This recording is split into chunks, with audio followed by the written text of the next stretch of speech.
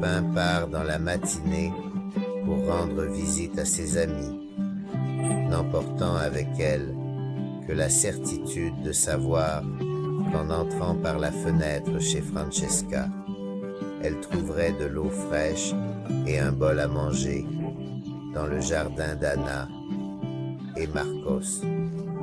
Elle prend un bain de soleil l'après-midi tout en continuant à montrer ses compétences de chasseuse et en grimpant à travers les arches formées par les bosquets chez Lily.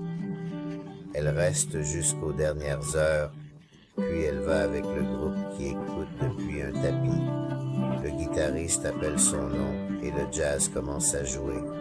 Une fois le tour d'amis qu'elle visite terminé, dans sa niche, recroquevillée en boule, le sommeil vient.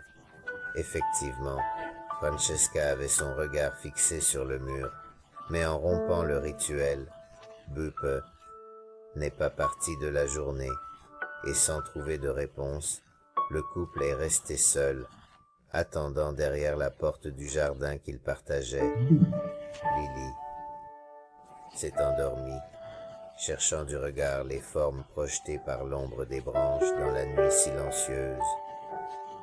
Le groupe ne répétait pas, et les heures passaient, se souvenant de son pelage. Après 2 jours d'attente anxieuse pour elle, le besoin de faire quelque chose pour la retrouver est apparu. Ils ont commencé à appeler son nom dans les ruelles, les arrière-cours et sur les balcons, sans savoir où la chercher. Après cela, ils décidèrent de faire des affiches et de les distribuer fidèlement à la recherche d'informations. C'est ainsi qu'ils se rencontrèrent avec les affiches à la main et se sentirent comme des frères unis dans leur mission. Alors qu'ils étaient tous ensemble sur la place principale, une visite cruciale changea le cours de l'enquête. Un chat les appela avec des miaulements. Il regarda leur visage et fit s'exclamer Lily.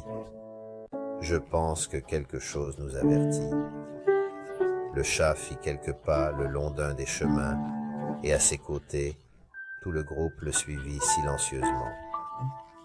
Ils arrivèrent au crépuscule devant une maison abandonnée, et lorsqu'ils passèrent par l'entrée, une forme les inquiéta.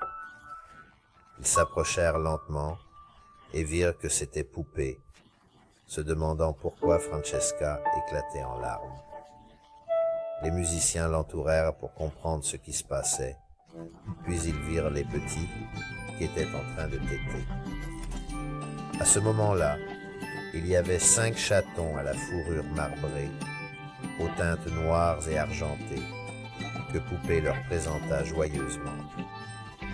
Avec les félins, ils pensèrent à les déplacer là où ils pourraient s'en occuper, et Francesca se proposa. Pendant qu'ils retournaient avec les petits dans les bras, leurs liens se renforcèrent, des liens qui ne se briseraient jamais, car les 7 voyous décidèrent de les adopter. Nous leur donnons un foyer. Seront-ils toujours aimés ?